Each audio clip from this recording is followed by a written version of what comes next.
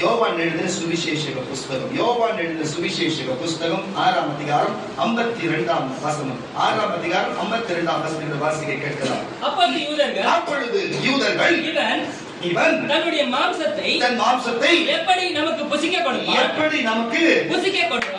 கொடுப்பான் என்று தங்களுக்குள்ளே வாக்குவாதம் பண்ணினார். புசிக்கிறது என்பதும் தின்னுவது என்பதும் சாப்பிடுவது என்பதும் உட்கொள்ளுவது என்பது எல்லாமே ஒரு அர்த்தத்தை தான் குறிக்கிறது. தன்னுடைய மாம்சத்தை தின்னும்படிக்கு இவன் சொல்லுகிறானே, எப்படி இதை சொல்லுகிறான், எப்படி அந்த காரியத்தை செய்ய முடியும் என்று அவர்கள் யோசிக்கிறார்களா?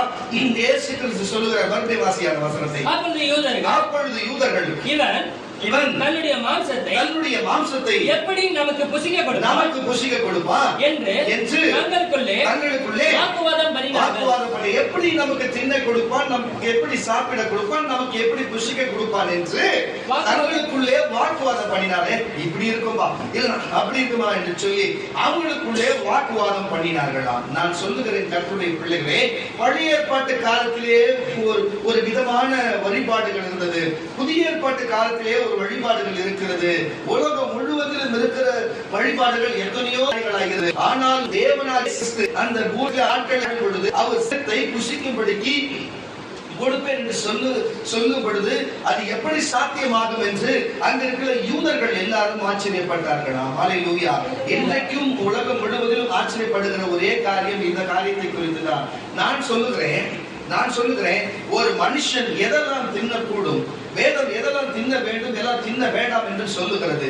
வேதம் என்னத்தை தின்ன வேண்டும், ஒரு மனுஷனாய் பிறந்த ஒருவன் எதையெல்லாம் தின்ன வேண்டும், எதெல்லாம் தின்னக்கூடாது என்று ஒரு காரியம் இருக்கிறது. நான் சொல்லுகிறேன் கர்த்தருடைய பிள்ளைகளே, இந்த பூமியிலே வாழ்கிற மனிதர்களுக்கு பாருங்க, எதை குடிக்கலாம் எதை குடிக்க கூடாது, எதை தின்னலாம் எதை தின்னக்கூடாது என்று சொல்லி நமக்குள்ளே நம்மளுடைய தாய் தகப்பன் மூதாதையர்கள் நமக்கு சொல்லி வளர்த்திருக்கிறாங்க என்று சொன்னால் ஒரு அல்லேலூயா சொல்லலாமே. அப்போ எல்லாமே அவுத்துட்ட மாடு மாதிரி உங்களுக்கு அனாதையா நீங்களா? உங்களுக்கு அப்பா அம்மா கிடையாதா? என்னங்க இது சொல்லி உள்ள என்ன ஒரு விசுவாசம்? உங்களுக்கு அப்பா எல்லாம் பிறந்துட்டோமா? எல்லாரும் அப்பா அம்மாவோட தான் பிறந்திருக்கிறோம். எல்லாரும் அப்பா அம்மா வைக்க தான் பிறந்துக்கிறோம். எது சாப்பிடணும் உங்களுக்கு சொல்லலையா? அப்பதான் என்னங்க ஒரு அழகிய சொல்லுங்க.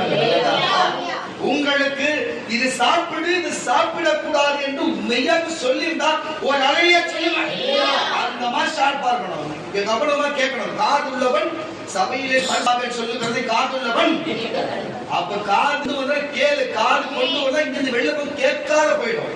தேவனுடைய வார்த்தை கேட்காத காது மனுஷன் சொல்லி கேட்கும். அவனுக்கு தயவு செய்து சொல்லுகிறேன், நீங்க என்னோடு கனெக்டிங்ல என்னோட தொடர்பு கொள்ளுகிறது. நீங்க நான் பேசுகிறத நீ வேற கவனத்தோடு இருந்து நீ ஏதோ மத்த சபை போல ஆமா சாமி போட்டு உட்கார்ந்து இருந்த உனக்கு தான் கஷ்டம். அதே மாதிரி நீ முட்டி போட்டு உபவாசித்து கூடி ஜபித்தா கூட தேவனும் இதே போல காதுல கேட்காத மாதிரி இருப்பார். அதுதான் உண்மை. இன்னைக்கு பேசத்தை நீ கேளு, நீ வாரம் ஃபுல்லா பேசத்தை அவர் கேட்பாரு. என்ன ஒரு விசுவாசம், என்ன ஒரு அதையும்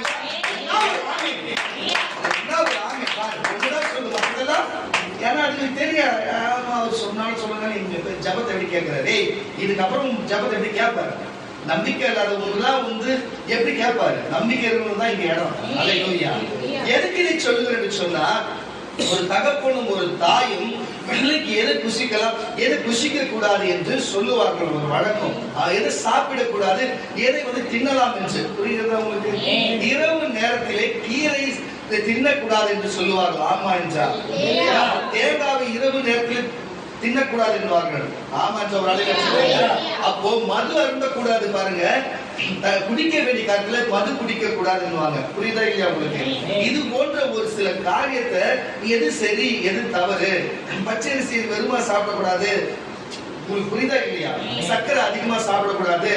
அப்போ இந்த மாதிரி ஒரு பொருளெல்லாம் சாப்பிடுற பாருங்க, தின்னுற பொருளா இருந்தாலும் சரி, எதை அளவாய் தின்னணும், எது அளவு இல்லாமல் தின்னலாம், எது எல்லா நேரத்திலும் தின்னலாம், எது சமைத்து தின்ன வேண்டும் என்று சில காரியம் இருக்கிறது. ஒரு அலையில சொல்லுங்களேன், வாழைப்பழத்தை உரித்து சாப்பிடலாம், ஆனா வாழைக்காவை கடிக்க கூடாது. புரியுதா இல்லையா? பல்லு கரையாதுன்னு சொல்லுவாங்க. அது போல ஒவ்வொரு இதெல்லாம் நம்ம தாய் தப்ப சொன்னது தானே. அப்போ தாய் தப்ப எதெல்லாம் தின்ன வேண்டும், எதெல்லாம் தின்ன வேண்டாம் என்று நமக்கு ஒரு வழிமுறைகளை நமக்கு வைத்திருக்கிறதுனால தான் இன்றைக்கும் நம்ம எத்தனை காட்டுகளிலும் சரி, நாட்டு வகையிலும் இருக்கிற எத்தனையோ மரங்களும் பழங்களும் பூக்களும் இருந்தாலும் சரி, எதெல்லாம் பாருங்க, அரளி கொட்டையும் இருக்கிறது, அது நல்லா பூ பூக்கும். பாருங்க, வாழைப்பூ கொடையும் இருக்கும், நல்லா பூக்கும். ஆனா ரெண்டுத்தையும் போயிட்டு வாழைப்பழத்தை சாப்பிடணும், அரளி கொட்டையை சாப்பிட முடியுமா சொல்லுங்க? பாதாம் கொட்டையை சாப்பிடுற மாதிரி அரளி கொட்டையை சாப்பிட முடியுமா சொல்லுங்க? ஒவ்வொன்றும் ஒவ்வொரு காரியமாக இருக்கிறது. இதெல்லாம் எதெல்லாம் தின்னலாம், எதை தின்னக்கூடாது, எதெல்லாம் புசிப்புக்கு நல்லது, எதெல்லாம் புசிப்புக்கு அற்றது என்று சொல்லி நம்ம தாய் தகப்பன் நமக்கு சொல்லி வைத்தபடியே அது நம்ம சீராக நாம் நடந்து வருகிறோம். அப்படி மீறி சாப்பிட்டுங்கிறவர்களுக்கு இறுதியிலே அவங்களுக்கு பலவீனங்கள் வரும், இறுதியே மரணமும் நேரிடும். அல்லேலூயா. அது போல கர்த்தருடைய பிள்ளைகளே, வேதம் எதெல்லாம் தின்னலாம், எதெல்லாம் தின்னக்கூடாது என்று ஒரு சட்டதிட்டங்களை வைத்திருக்கிறது. நான் உங்களுக்கு சொல்லுகிறேன், தேவனுக்கு விரோதமாக எழுப்பினவர்கள், தேவனுடைய வார்த்தை வசனத்துக்கு விரோதமாக எழுப்பினர் என்று சொன்னா வேற யாரும் கிடையாது, நம்பிக்கை இல்லாதவன். தேவன் மேலே நம்பிக்கை இல்லாதவன் தேவனுக்கு விரோதமானவன். தேவன் மேல் நம்பிக்கையா இருக்கிறவன் வார்த்தையின்படி நம்புவான், அந்த வார்த்தையின்படி செய்வான், அவன் வார்த்தையின்படி நடந்து கொள்வான், வார்த்தையின்படி தீர்க்கதரிசி பேச்சை கேட்பான். அப்படி எதை தின்னலாம், எதை தின்னக்கூடாது என்று அவன் அறிந்து கொள்வான். ஆனா நம்பிக்கை அற்றவன் தான் தேவன் இருக்குதா இல்லையான்னு தெரியாது, தீர்க்கதரிசி பேசணுமா கேட்கணுமா தெரியாது, வேத வசனங்களை நம்ப முடியாது, அதுல வார்த்தைகளை நம்ப முடியாது, சபைக்கு வர முடியாது, இப்படிப்பட்ட காரியம் இருக்கிறது. அப்ப நம்பிக்கை உள்ளவன் இருக்கட்டும், அவங்க மாட்டு சமூகமா இருக்கட்டும், நம்பிக்கை உள்ளவனுக்கு தேவன் நம்பிக்கையா வெளிப்படுகிறார். நம்பிக்கை அற்றவனுக்கு தேவன் பாருங்க, நம்பிக்கையா இருக்கிறவனுக்கு என்னதான் தின்ன கொடுக்கிறார், நம்பிக்கை அற்றவனுக்கு என்னதான் தின்ன கொடுக்கிறார் பாருங்க என்று நம்ம பார்ப்போம். வாசிக்க கேட்கலாம். எசேக்கியேலின் புஸ்தகம் 39, எசேக்கியேல் எழுதின தீர்க்கதரிசன புஸ்தகம் 39ஆம் அதிகாரம் 17ஆம் வசனம். எசேக்கியேல் எழுதின தீர்க்கதரிசனத்தின் புஸ்தகம் 39ஆம் அதிகாரம் 17ஆம் வசனத்தை கூட வாசிக்க கேட்கிறோம்.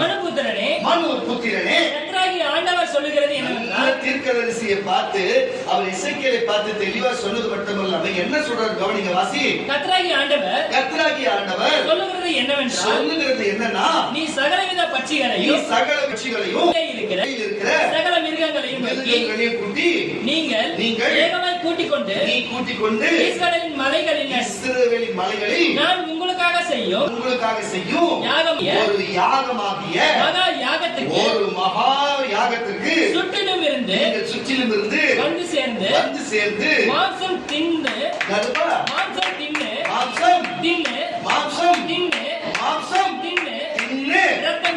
ரத்தம் குடியுங்கள். ஏற்கனவே யோவான் எழுதின சுவிசேஷ புஸ்தகத்துல 6ஆம் அதிகாரத்துல 52ஆம் வசனத்துல யூரானி அப்படியே வச்சுக்குமா,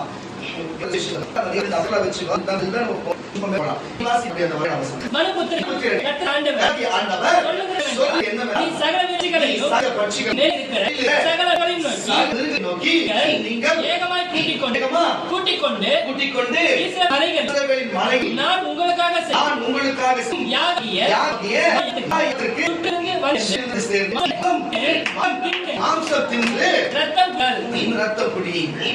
நான் சொல்லுகிறேன் கர்த்தருடைய பிள்ளைகள், நான் உங்களுக்கு சொல்லுடைய சொல்லிட்டு நடக்க மனுஷனுக்கு அந்த தூதர்கள் சொல்லுகிறது. தூதர்கள் உள்ள அண்ணாவை தின்ன கொடுத்தாரா பாருங்க. எப்பதாக்கி பாருங்க, கண்மலையை உடைத்து கண்மலையாகி கிறிஸ்துவனுடைய அந்த ஒரே ஞான வார்த்தை அவர்கள் குடித்தார்கள் என்று சொல்லுகிறார். அவர் இருக்கிறாரு. எந்த கிறிஸ்து என்று சொல்லப்படுகிறது அதே கிறிஸ்துவின் மேல் வருகிற அந்த தண்ணீரை குடிக்கும்படிக்கு ஒரே ஞான போஜனத்தை ஞான பானத்தை கொடுக்கும்படி அதை தின்னும்படிக்கு தேவன் கொடுக்கிறாரு. ஆனால் அவர் வகத்தையும் வஸ்திரத்தையும் அசட்டை பண்ணி அவருடைய காரியங்களை எதிர்த்து நின்று, அவருடைய ஊழியக்காரர்களை எதிர்த்து நின்று, அவருடைய கிறிஸ்தவர்கள் தேவனை நோக்கி ஓடுகிற மனுஷனுக்கு எதிர்த்து நிற்கிறவர்களுக்கெல்லாம் தின்ன எதை கொடுப்பார் தெரியுமா? நல்லா கவனிச்சு நீங்க இந்த வசனத்தை எங்க தெரிஞ்சு நீங்க சரியா கவனிச்சு மாட்டீங்கன்னு தெரியும். எதனால உங்களுக்கு சொல்லுறேன்னு சொன்னா பாருங்க, அங்க இருக்கிற மனுஷனுக்கு நான் யாகம் பண்ணி மனுஷனுக்கு தின்ன கொடுக்கிறதா இல்ல, அங்க இருக்கிற பட்சிகளுக்கும் அங்க இருக்கிற காட்டு வேலியில் இருக்கிற மிருகங்களுக்கும் அது எல்லாரும் யார் கொடுப்பாரு? எந்த புறஜாதி மக்களா இருக்கட்டும், எந்த தேவன் என்று நாங்கள் கிறிஸ்தவ என்று சொல்லப்படுற மக்களா இருக்கட்டும், இப்படிப்பட்ட மக்கள் கீழ்ப்படியாது போனா இவர்களுடைய மாம்சத்தை, இவர்களுடைய சரீரத்தை யாருக்கு தின்ன கொடுப்பாரா? மிருகங்களுக்கு தின்ன கொடுப்பாரா? அல்லேலூயா. மிருகங்களுக்கு தின்ன கொடுப்பாரா? இந்த வேதம் பொய் சொல்லாது, இந்த வேதம் பொய் சொல்லாது. சமீபத்திலே சும்மா ஒரு 6 வாரத்துக்கு முன்பு ஒரு A+ ரவுடி ஒருவர், அவரு சமீபத்திலே என்ன செய்யறாருன்னா, அவர் மேல 6 கொலை வழக்கு இருக்கிறது, பல சின்ன சின்ன வழக்கு இருக்கிறது. அவரு ஒரு தனி வீட்டில ஏசி போட்டு தனி ரூம்ல தனி வீட்டுல தங்குகிறது வழக்கமா இருக்குமா? அப்படி தங்குகிற வேலையில அவர் செத்து 3 நாள் ஆயிருக்கிற, நல்ல கவனிங்க, செத்து 3 நாள் ஆயிருக்கிறதா. அவங்க வீட்டுல இருக்கிற எலி, மூஞ்சி, கண்ணு என்னென்னலாம் சாப்பிட முடியும் 3 நாள்ல பாதி பிச்சு எல்லாத்தையும் சாப்பிட்டு போயிருக்கிறதா. புரியுதா இல்லையா? தேவனை தேடாத, மனிதர்களுக்கு விரோதமா எழுப்பின, மனுஷனுக்கு விரோதமான அர்த்தம் பண்ற காரியங்களை செய்த, தேவனை அறியாத மக்களுக்கு, அவர்களுக்கு மனுஷனாகிய தேவனை நேசித்து தேவனை நம்பி ஓடுகிறவங்களுக்கு மனுஷனுக்கு தின்ன இடம் கொடுப்பாரா? மன்னாவை கொடுப்பார். நான் ஒண்ணு கேட்கிறவங்கள, இது வரைக்கும் நம்ம ஓடுறவன் ஒடியாரவன் இங்க நம்ம பார்க்கிறவன் இதெல்லாம் எதுக்கு? பரலோகத்துல போன நம்ம என்ன செய்ய போறோம்? என்ன நடக்க போகுது நமக்கு? இன்றைக்கும் பரலோகத்துக்கு நம்ம போனா நமக்கு ஜீவ விருட்சத்தின் கனி கொடுக்க முடியாது. எந்த ஆதாம் விட்டாரோ அதை நம்ம தொடர ஜீவ விருட்ச கனி இருக்கு, நம்ம கொடுப்பேன்னு சொல்லி இருக்கிறாரு. பாருங்க, மன்னாவை நமக்கு மறைவான மன்னாவை புசிக்க கொடுப்பேன்னு சொல்லி இருக்கிறாரு. அல்லேலூயா. நமக்கு மன்னாவை தின்போம், அதே போல நன்மை தீமை அறிகிற விருட்சத்தை இவங்க புசித்தாங்க. ஆனா உண்மை தின்பதற்கு நான் இந்த வேளையில உங்களுக்கு சொல்லுவேன், அவரை நேசித்து அவரை நம்பி அவருக்காக ஓடுகிறவர்களுக்கு நம்ம வெளிப்பட்ட விசேஷம் சொல்லப்பட்டது போல நம்ம பரலோகத்துக்கு போனா அங்கு நமக்கு ஜீவ விருட்சத்தின் கனியே தின்ன கொடுப்பாரு, நமக்கு மன்னாவை தின்ன கொடுப்பாரு. இப்படித்தான் வெளிப்படுத்த விசேஷத்தில் சொல்லப்பட்டிருக்கிறது. மறைவான மன்னா நமக்கு இருக்கிறது. அப்போ இந்த பூமியிலே தெய்வத்தை நம்பாத மனிதர்கள், தேவனுடைய ஊழியக்காரர்களுக்கும் விசுவாச மக்களுக்கும் அச்சுறுத்தலா இருந்து தேவனை நம்பாத விசுவாசிக்காம இந்த பொல்லாத மனிதர்களுக்கு உரிய நிலை என்ன நிலையா இருக்கிறது? எலிகள் தின்னும்படிக்கு. புரியுதா? இது மட்டும் இல்ல, இது போல பல காரியங்கள் நடந்திருக்கிறது. உங்களுக்கு எடுத்துக்காட்டு கொண்டு சொல்லுகிறேன். அல்லேலூயா. பாருங்க, கன்னியாகுமரியிலிருந்து சென்னை பட்டணம் வரைக்கும் சுனாமியில எத்தனையோ பாதிக்கப்பட்டது. கன்னியாகுமரி மாதிரி ஒரு பாவப்பட்ட நகரத்தை பார்க்கவே முடியாது. எல்லாரும் சொல்லுவாங்க அது ஒரு கிறிஸ்தவ ஊரு, அங்க கன்னியாகுமரியில அங்க வேளாங்கண்ணி கோயிலுக்கு அங்க முழுவதும் கிறிஸ்தவர்கள் என்று சொல்லி பொல்லாத பாவங்கள், பொல்லாத சாபங்கள், பொல்லாத காரியம் இருக்கிறது. அதனால தேவன் அப்படி ஒரு பேர் அலையை கொண்டு வந்து அங்க இருக்கிற ஜனங்களை குவித்துக் கொண்டார். நான் சொல்லுகிற ஒரு காரியத்தை, அங்க எத்தனையோ சிறுவர்களும் எத்தனையோ பெரியவர்களும் மறித்திருக்கலாம், எத்தனையோ நல்லவர்கள் மறித்திருக்கலாம். நான் யாரையும் கொச்சப்படுத்த விரும்பவில்லை. அவர்கள் எல்லாம் தேவன் பார்த்து இருக்கிறார்கள். நான் யாரையும் மனவேதப்படுத்த பேசவில்லை. தயவு செய்து அதை புரிஞ்சுக்கணும். எல்லாரும் தேவன் பாதத்தில் இருக்கிறார்கள். அவங்க மனிதர் நிமித்தம், அவங்க நிமித்தம் அந்த பணத்தில் அவங்க குடும்பங்கள் முன்னேறி இருக்கிறதே நாங்கள் பார்த்திருக்கிறோம். தயவு செய்து சொல்லுங்க, அந்த குறித்து நான் பேசவில்லை.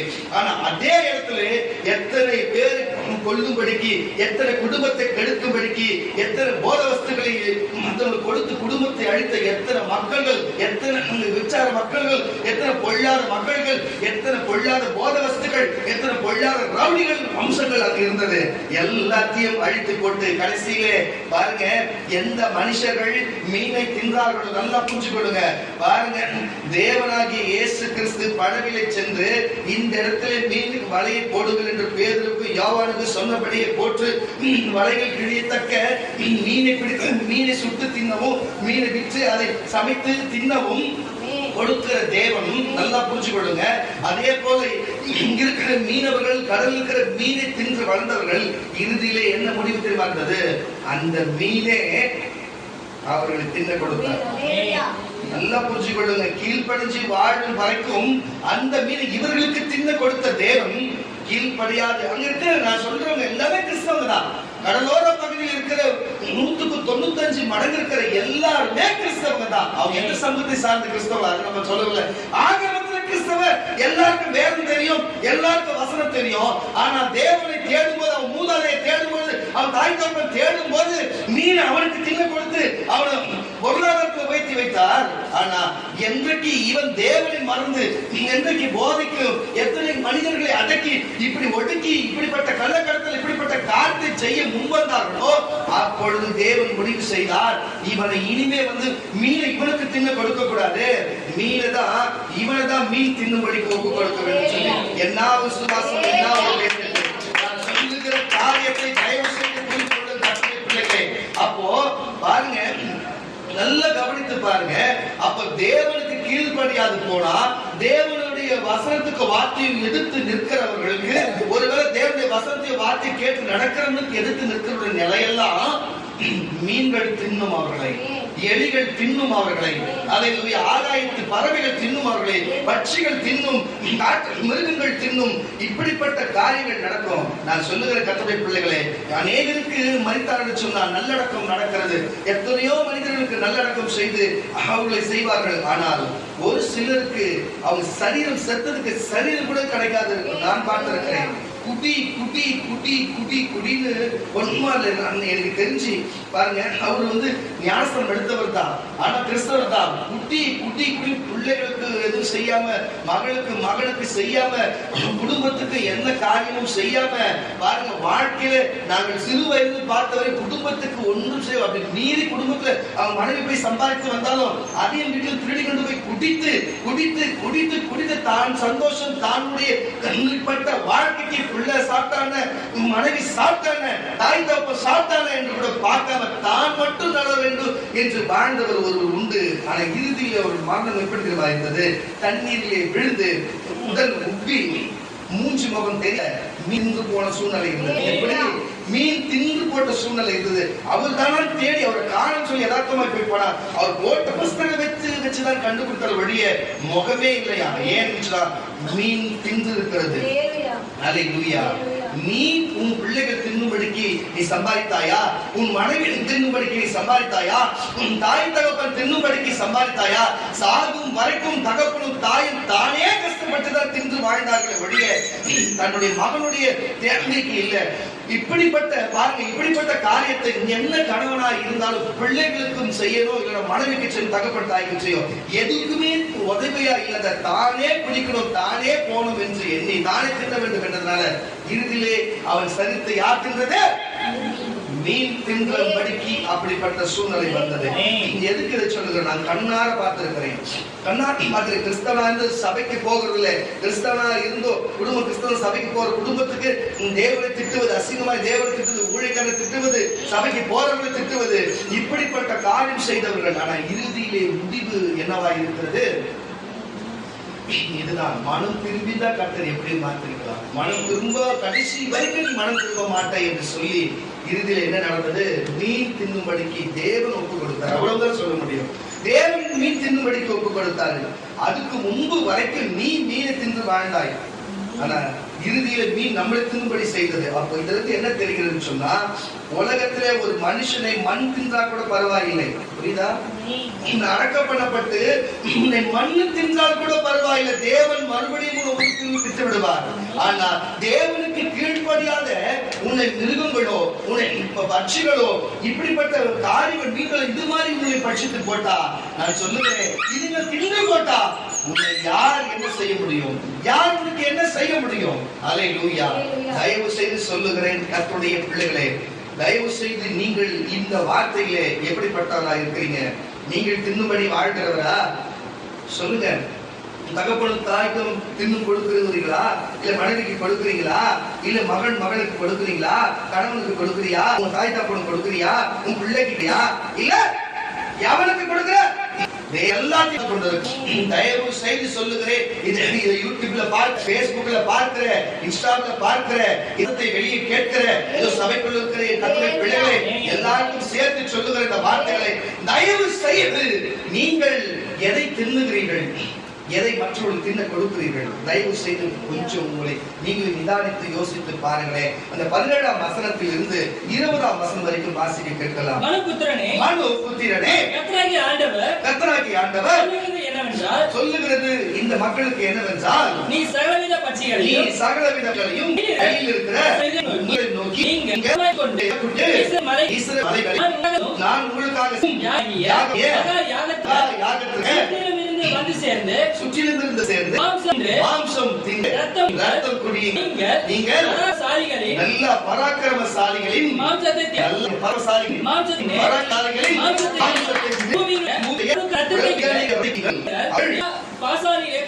கொழுத்து போன ஆட்டுக்குட்டிகளுக்கு கடாக்களுக்கு சமமானவர் செய்யும் நீங்கள் திருப்தியாகும் அளவும் கொழுப்பை தின்று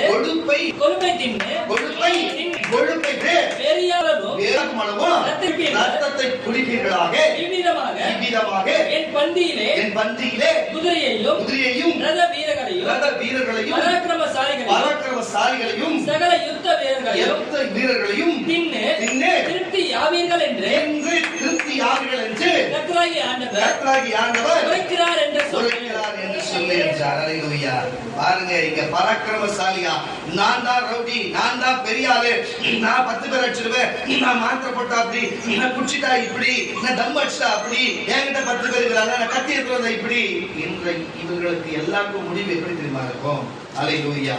பட்சிகளும் பாருங்க, பட்சிகளும் ஓநாய்களும் மிருகங்களும் அவர்களை வந்து தின்னோடும். அல்லேலூயா. நான் சொல்லவில்லை, வேதம் அப்படிதான் சொல்ற. பரமசாலியா இருக்கட்டும், செல்வந்தனா இருக்கட்டும், ராஜாவா இருக்கட்டும், பாருங்க, தேவனா இருக்கட்டும், குதிரை ஓட்டுறவனா இருக்கட்டும், ஒரு சேவனா இருக்கட்டும், யாராவனாலும் இருக்கட்டும், எந்த தேசமானாலும் இருக்கட்டும், எந்த ராஜாவானாலும் இருக்கட்டும், ஆனா தேவனுடைய வார்த்தையும் இந்த வார்த்தை கேளாதவனுக்கு, அந்த தெய்வத்தை ஏற்றுக் கொள்ளாதவனுக்கு, அந்த வார்த்தை வராதவனுக்கு இறுதியிலே முடிவே தான் முடிவு என்பதை தயவு செய்து புரிந்து கொள்ளுங்க. இது புறஜாதி மக்களுக்கும் நாம் எடுத்துக்கொள்ளலாம், கிறிஸ்தவர்களாகிய உங்களுக்கும் எடுத்துக்கொள்ளலாம், அது மட்டும் யூதர்களாகிய யூதர்களுக்கும் எடுத்துக்கொள்ளலாம்.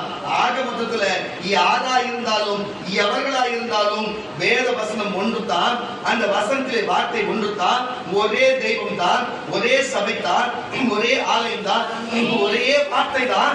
அந்த வார்த்தையை நம்ம கேட்டு நடக்கும் பொழுது தேவன் அல்லேலூயா நல்ல பதார்த்தத்தை நமக்கு புசிக்க கொடுப்பார், ஆரோக்கியமான பதார்த்தத்தை புசிக்க கொடுப்பார், நமக்கு ஆரோக்கியமான நீரை நமக்கு குடிக்க கொடுப்பார். ஒழிய ஆனால் நம்ம கீழ்ப்படியாமல், வார்த்தைக்கு கீழ்ப்படியாமல் போவோம் என்று சொன்னா நமக்கு நாக்கு வரட்ட தண்ணி கிடைக்குமோ இல்லையோ, நமக்கு பசிக்கு இந்த தின்ன அப்பம் கிடைக்குமோ இல்லையோ, ஆனா நம்மளை தின்னத்துக்கு ஆனா தேவன் கரெக்டான ஆயத்தப்படுத்தி வச்சிருக்கிற மட்டும் புரிந்து கொள்ள வேண்டும். தவறு செய்கிறவர்களுக்கு இப்படிப்பட்ட காரியம் வேதத்தில் இருக்கிறது என்பதை புரிந்து கொள்ளுங்க. இப்படிப்பட்ட காரியம் இருக்கிறது. ஒரு நாள் ஒரு சம்பவம் வந்தது. என்ன சம்பவம் சொன்னா, தாவீது அரசனான பிறகு அவருக்கு சொத்து மத்து மனைவிகள் எல்லா பிள்ளைகள் எல்லாம் பிறந்தன, எல்லாம் ஆட்சி அந்தஸ்து எல்லாம் உயர்ந்த ஸ்தலத்தில் வைக்கப்பட்டது. அவர் கொழுமையினாலும் நிரம்பி இருந்தவராயிருந்தார். அப்பொழுது அவர் ஒரு காரியத்தை தவறும் செய்து விடுகிறார், அவர் ஒரு தவறை செய்து விடுகிறார். ஆனால் நான் சொல்லுகிறேன், அப்படிப்பட்ட ஒரு தவறை செய்துவிட்டு அவர் வருந்தாமல் அவர் செய்கிறார். பாருங்க, இருதயத்துக்கு ஏற்றவன் என்று தேவன் சொல்லுகிறார், என் இருதயத்துக்கு ஏற்றவனே என்று சொல்லி. ஆனா அந்த இருதயத்துக்கு ஏற்றவனுக்கு முன்னாடி அவருக்கும் பணகாசு வந்த பிறகு, அவருக்கு ஆஸ்தி அதிகாரம் வந்த பிறகு, அவருக்கும் எல்லாமே எல்லா பிரச்சனை தீர்ந்த பிறகு அப்படிப்பட்ட ஒரு காரியம் செய்தது. உங்களுக்கும் நான் சொல்லுகிறேன், கர்த்தருடைய பிள்ளைகளே, நீ பணம் இல்லாத வரையும் தேவன் தேடுகிறதும், உன்னிட்டு பொருள் வந்த பிறகு பொருள் வராத வரைக்கும் தேவன் தேடுகிறதோ, பணம் வந்ததுக்கு வேலையை காட்டுகிறதோ, பொருள் வந்ததுக்கு அப்புறம் வேலை காட்டுகிறதோ, வாகனம் வந்ததுக்கு அப்புறம் வேலை காட்டுகிறதோ, உனக்கு திருமணம் ஆனதுக்கு வேலை காட்டுகிறதோ, பிள்ளை பிறந்த பிறகு ஒரு வேலை காட்டுகிறதோ, பிள்ளைக்கு திருமணம் ஆனதுக்கு பிறகு ஒரு வேலை காட்டுகிறதும் போன்ற, பிள்ளைகள் பாஸ் ஆனது ஒரு வேலை காட்டுகிறது போல இந்த காரியம் எல்லாம் வெளியில வச்சுக்கணும். தேவன் கிட்ட எல்லாம் வச்சுக்க கூடாது. அது தாவீதா இருக்கட்டும், இல்ல எசேக்கியேலா இருக்கட்டும், இல்ல மோசேயா கூட இருக்கட்டும், தேவன் எல்லாருக்கும் தேவன் தான், உனக்கும் தேவன் தான், எனக்கும் தேவன் தான். அவர் பட்சிக்கிற அக்கினி என்பதை மறந்து விடாதீர்கள். அவர் பழிவாங்குதல் கர்த்தருடையது என்று, அவருக்கு எப்பப்ப எவன் என்னென்ன செய்யும் என்று எல்லாத்தையும் அவர் அறிந்திருக்கிறபடியினாலே நம்ம கையில ஒண்ணும் இல்ல. நடந்தது தெரியுமா? உங்களுக்கு ஒரு கதை சொல்லுகிறேன், நல்லா புரிஞ்சு. நீங்களே இந்த கதையை நீங்களே கேட்டீங்க, நியாயத்தை நீங்களே சொல்லுங்க. ஒரு தரித்திரன் இருக்கிறான், அப்படின்னா கஷ்டப்படுறவன் இருக்கிறான். அவன் ஒரே ஒரு ஆட்டுக்குட்டி வச்சிருக்கான், ஒரு ஆட்டுக்குட்டி, பெண் ஆட்டுக்குட்டியை வச்சிருக்கிறான். அப்போ ஒரு பொட்டாட்டி குட்டியை வச்சிருக்கும் போது அந்த ஒரு குட்டி இருக்குது, அவன் வீட்லயே, அவன் வீட்டுக்குள்ளதான் வச்சு வளர்க்குறான். அவன் சாப்பிடும்போது கூட சேர்ந்து அதுவும் சாப்பிடுது. அவனும் சரி இப்போ நம்ம தானே, அவன் வாயில் பிஸ்கெட் சாப்பிடும்போது பிஸ்கெட் வாயில் பிடிங்கி சாப்பிடுறது. அவன் கூடவே, அவங்க வீட்லயே அவன் கூடவே படுத்துக்குது. அப்படியே செல்லமா அவன் வீட்டில் ஒரு பொண்ணு போலவே அதை வளர்க்க ஆரம்பிச்சிடறாங்க. ஒரே ஒரு ஆட்டுக்குட்டி தான் வச்சிருக்கான். ஆனா ஒரு செல்வன், அந்த ஏரியாவில் இருக்கிற ஒரு பெரிய வஸ்தாது, அந்த ஏரியாவில் இருக்கிற ஒரு பெரிய ஒரு பணக்காரன்னு வச்சுங்களேன். அப்படி இருக்கும்போது அவங்ககிட்ட ஆடு மாடு ஒட்டகம் போன்ற பெரிய பொருட்கள் எல்லாம் விலை உயர்ந்ததா இருக்குது, எல்லாமே நிறைய இருக்குது. அவன் ஆள் வச்சு மேய்க்கிறான். எப்படி ஆள் வச்சு மேய்க்கிறான்? அப்படி ஒரு ஜெம்பையா அவன் வச்சிருக்கான். ஆனா இந்த தரித்திரம் என்ன பண்றான்னா, ஒரே ஒரு ஆட்டுக்குட்டி வச்சுட்டு இருக்கிறான். இவன் செல்வன் இருந்ததுனாலும், அந்த ஏரியாவில் பெரிய ஆள் இருந்ததுனாலும் அந்த பக்கமா வருகிறான். இவனை தேடி வழிபக்கனை போல ஒருவன் வருகிறான் அவன் வீட்டுக்கு. எப்பவுமே நம்ம வீட்டுக்கு யாராவது தேடி வந்தா ஒரு சொம்பு தண்ணி கொடுக்கறது வழக்கமா இருக்குல்ல. இப்ப கொடுக்குறாங்களா இல்லையா தெரியல, எடுத்தாச்சு முன்னால கொடுப்பாங்க, தண்ணி மட்டும் கொடுப்பாங்க, வந்தா உட்கார சொல்லுவாங்க. இப்பெல்லாம் யாருமே வீட்டு வாசலுக்குள்ள கூட சேர்க்க கிடையாது. அதெல்லாம் என்னவோ தெரியல, கரெக்டா நல்ல வருது, ஒரு வகையில் நல்லதுதான். எதுக்கு சொல்லுறேன்னு சொன்னா, தண்ணி கொடுப்பாங்க, அவங்களுக்கு சாப்பாடு கொடுப்பாங்க. ஆனா செல்வந்தரா இருக்கிறவங்க என்ன செய்வாங்கன்னா, அவங்க இருந்தாங்களோ வெளியில இருந்து வந்தாங்க, ஏதோ ஒரு காரியத்துக்கு வந்தாங்கன்னா அது மீன் குழம்போ இல்லைன்னு சொன்னா ஆடோ மாடோ கோழி ஏதோ ஒரு குசிக்க அவங்களுக்கு கொடுப்பாங்க தின்னும்படிக்கு. அப்ப என்ன நடக்குதுன்னா, இவன் சும்மா இல்லாத அந்த குழந்தை மாதிரி வச்சிருந்தாங்க பாருங்க, அந்த ஆடை குடிச்சு இதை எடுத்து போய் கறி சமைச்சு இதை செஞ்சு கொடுத்துட்டான். இதை வந்து சாப்பிடும். இந்த செட்டு இந்த வளர்த்தவனுடைய மனநிலை என்னவா இருக்கும் நீங்க படிப்பாங்க. அவன் அழுவானா, கஷ்டப்படுவானா, வேதனைப்படுவானா? ஆமான்னு சொன்ன ஒரு அழகிய சொல்லுங்க. கண்டிப்பா அழுவான். ஏன்னா இருக்கிறது ஒரு ஆள், இவனும் செல்வந்தனா இருக்கிறான். நம்ம கருத்துல அவங்கள்ட்ட எதிர்த்து நம்ம எப்படி சண்டை போட முடியும்? நம்ம எப்படி நம்ம கேட்க முடியும்? நம்ம என் பொண்ணை போல வளர்த்தோம், ஆனா இவன் இப்படிப்பட்ட காரியத்தை செஞ்சுட்டானேன்னு சொல்லும் போது ஒரு மன கஷ்டம் வரும்னா ஒரு அழகிய சொல்லுங்க. ஆனா இவன் வந்து இவன் கேள்வி கேட்கிற இடத்துல பதில் சொல்ற இடத்துல இல்ல, அப்படிப்பட்ட இடத்துல இருக்கிறதுனால இவன் செய்கிறதெல்லாம் சரி என்று இருக்கிறது போல இருக்குது. இதே வார்த்தைய நாத்தான் தீர்க்கதரிசி, இதே நல்ல வார்த்தை நான் உங்களுக்கு சொன்னத, இதே நாத்தான் தீர்க்கதரிசி யாரை பார்த்து, தாவீதை பார்த்து கேட்கிறாரு. இந்த கதையை சொல்லும் பொழுது தாவீதுக்கு பதில் சொல்றாரு. அவனை கொன்று போடணும், இப்படி பண்ண அப்படி பண்ணுன்றது அவங்க பேசிட்டு என்ன செய்யலான்னு கேட்டா, இதுக்கு 4 மடங்கு இல்லைன்னா 3 மடங்கு அந்த ஆடு வந்து அவங்களுக்கு திருப்பி கொடுக்கணும், இதுதான் நியாயம், இதுதான் கரெக்டான நியாயம் அப்படின்னு சொன்னாங்க. இது தப்பா தப்பு இல்லையா? தப்புதான் அப்படின்னு சொன்னதுக்கு அப்புறம் இவர் சொல்லுவாருப்பா, உனக்கு மனைவிகள் இருக்குது, உன் பிள்ளைகள் இருக்கிறது, உன்னுடைய ஆஸ்திகள் இருக்கிறது, எல்லாமே இருக்கிறது. நீ நினைச்சா உனக்கு ஒரு பொண்ணு தேவைப்பட்டா நீ கேட்டு கல்யாணம் பண்ணிக்கலாம். நீ வேணும்னா நீ ஆஸ்தி நீ எதுவாலும் செஞ்சு கல்யாணம் பண்ணிக்கலாமே. அவனுக்கு இருக்கிறது ஒரு மனைவி, அவன் வந்து அவனை நீ அவன்கிட்ட கேட்டு கூட அவனுக்கு நீ எல்லாம் பேசி கூட செஞ்சுக்கலாமே. நீ அவன் கூட போய் நீ யுத்தத்துக்கு போ, நீ யுத்தத்துக்கு போயிட்டு நீ வா என்று சொல்லி அவன் யுத்தத்துக்கு போக வச்சு அந்த ஆட்களை அனுப்பாம ஒருத்தர மாட்ட வச்சு அவன் பொண்ணு கொடுபடிக்கு அவன் சாகுபடி செஞ்சிருக்கிறியே, இது நியாயமான்னு கேட்கிறாரு. இருதயத்துக்கு ஏற்றவனே என்று சொன்ன தாவீதை பார்த்துதான் தீர்க்கதரிசி தேவன் கேட்கிற தேவன் கிட்ட தேவன் வந்து தீர்க்கதரிசி சொல்லி கேட்க சொல்றாரு. புரியுதா இல்லையா? தேவனை நம்பின ராஜாவா இருக்கட்டும் இல்ல தரித்திரனா இருக்கட்டும், யாராலும் தேவன் எல்லாருக்கும் தேவன் தான். என்ன நடந்துச்சு சொன்னா, பெரிய சாபங்கள் வந்தது. அந்த தீர்க்கதரிசி சபித்தார், உன்னோட குடும்பம் இப்படிப்பட்ட நிலைமைக்கு போ, இப்படிப்பட்ட காரியம் நடக்கும் என்று சொல்லி. ஆனா இறுதியிலே அவர் என்ன செய்தார் சொன்னா, மன்னிப்பு கேட்டு நான் மனம் திரும்பி நான் ஒழுங்கா இருக்கிறேன்னு சொன்னார். அந்த வம்சத்தில் தான் சாலமோன் பிறந்தார். சாலமோனுக்கு எத்தனை மனைவி தெரியுமா உங்களுக்கு? அவரோட ஒரு நியாயமா செஞ்சாரு, தப்பே கிடையாது. அவர் செஞ்சது அவருக்கு 1000 மேல இருக்கிற கொண்டாடி கொடுத்தாரு. எல்லாருக்கிட்டையும் போய் கேட்பாரு, பொண்ணு கொடுப்பாங்க, கல்யாணம் பண்ணிப்பாரு, வாழ்வார். அது அந்த காலகட்டத்தில் அது வேற. பாருங்க, அவன் மூதாதையர் ஆபிரகாம் பாருங்க, 2 பாருங்க, சாராள் ஒரு மனைவி, ஆகார் ஒரு மனைவி, அதுக்கப்புறம் 2 மனைவிகள் வச்சிருந்தாரு. இங்க யாக்கோபு பாருங்க 2 மனைவி, அவர் 2 துணைவி வேற வச்சிருந்தாரு. புரியுதா இல்லையா உங்களுக்கு? இவங்க எல்லாம் பிரச்சனைகளை கேட்டு முறையா செஞ்சாங்க இந்த கதையெல்லாம். ஆனா தாவீது செய்தது ரொம்ப தவறான காரியம்.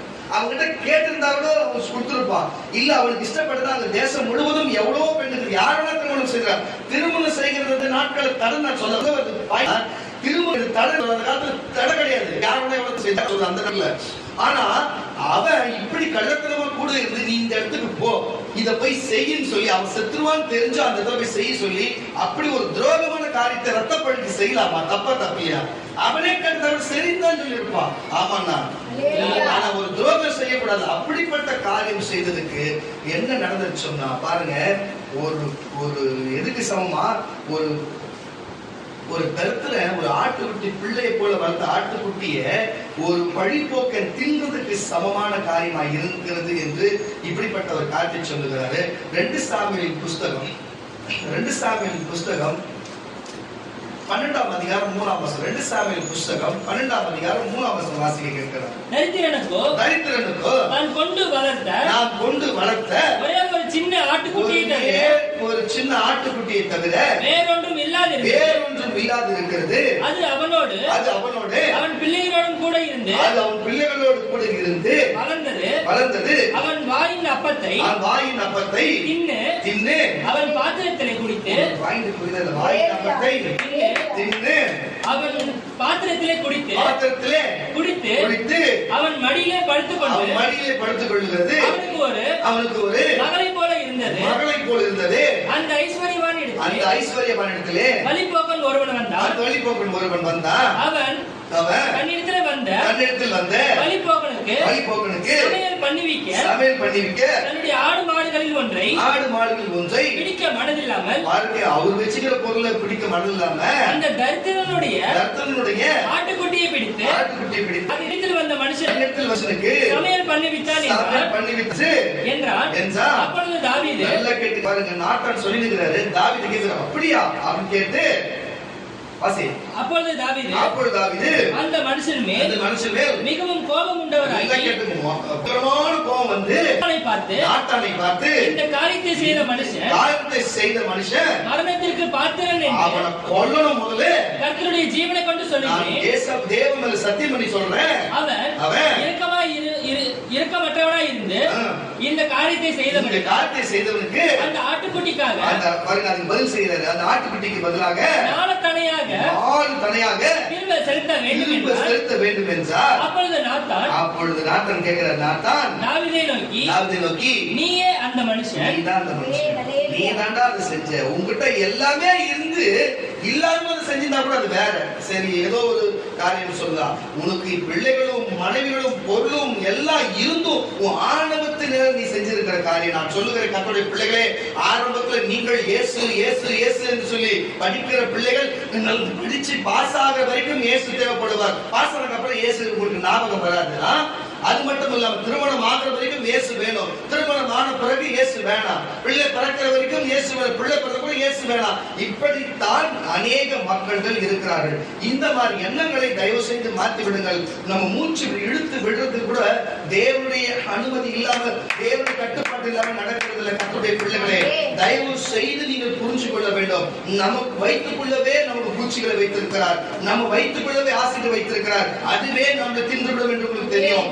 சரியான நேரத்தில் நம்ம சாப்பிட சிறுகுடல் பெருங்குடலே தின்றுவிடும். நம் சரித்துக்குள்ளே நம்ம அமிலம் சுரக்கும் பொழுது நம்மள உள்ள இருக்கிற உறுப்புகளை அதுவே தின்றுவிடும் என்று உங்களுக்கு தெரியும். நம்ம மரித்தபடிச்சுனா நம்ம உடம்புல இருக்கிற புழுக்களை நம்மளே தின்றுவிடும் என்று உங்களுக்கு தெரியும். அல்லேலூயா. இதெல்லாம் ஒரு ஒழுங்காக எல்லாம் ஒழுக்கமாக போகணும்னா யாருடைய கட்டுப்பாட்டிலே? தேவனுடைய கட்டுப்பாட்டில் இருக்கிறது.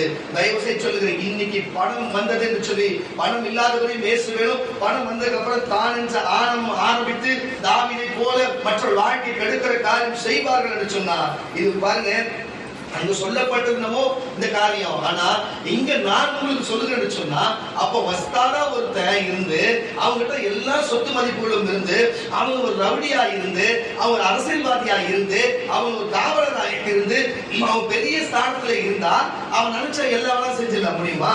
அவன் நினைச்ச எல்லாமே செய்ய முடியுமா? தேவன் ஒருவர் இருக்கிறார். நம்முடைய தீர்க்கதரிசி அனுப்புவார். தீர்க்கதரிசியோட வார்த்தைகள் வரும். அந்த வார்த்தைகள் கிரியை செய்யும். இல்லாதபடி போவார்கள். என்பதை மறந்து விடக்கூடாது. நாத்தான் இங்கு சாட்சியாக இருக்கிறார். நான் நாத்தானை கொண்டு சொல்லுகிறேன், நாத்தான் ஆவி கொண்டு சொல்லுகிறேன். ஏன் நாத்தானாய் சொல்லுகிறேன்? எல்லாரும் விசாரித்து, எல்லாரும் கண்டித்து, எல்லாத்தையும் உணர்த்தி இன்றைக்கு இதோ இந்த வார்த்தையை பேசிக் கொண்டிருக்கிறேன்.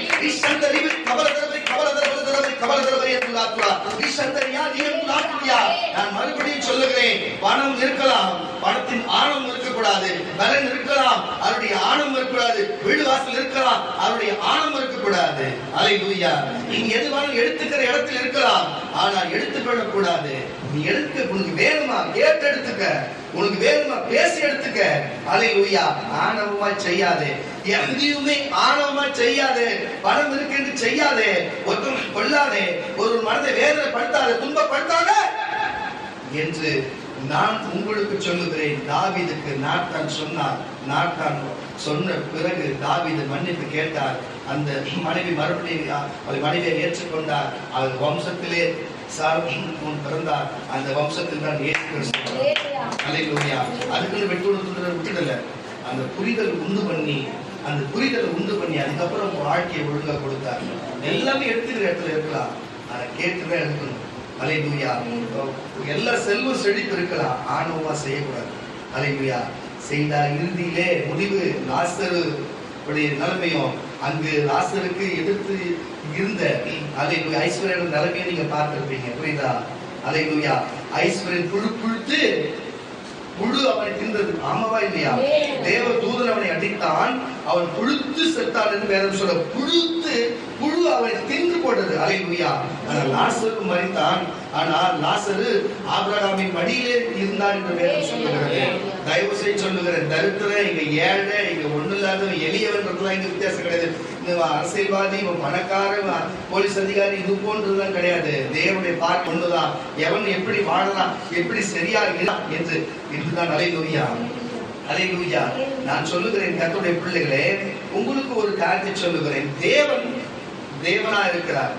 தேவனை ஆராதிக்கிறவன், தேவன் பரிசுத்தரா இருக்கிற தேவனை ஆராதிக்கிறவன் எப்படி இருப்பான்? பரிசுத்தரா இருப்பான். அவன் எப்படிப்பட்டதை உண்ணுவான்? பரிசுத்தமானது உண்ணுவான். ஆமாண்ணா, அவன் பரிசுத்தமானதை உண்ணுவான். ஆனா பிசாசு ஒரு அசுத்தமானவன். அவன் அசுத்தங்களில் இருக்கிற இடத்துல இருப்பான். அந்த அசுத்தங்களில் இருக்கிற இடத்துல இருப்பான். அசுத்தத்தை தின்னுகிறதை, அசுத்தத்திலிருந்துகிற மிருகங்களை இவன் தின்னுவான். அல்லேலூயா.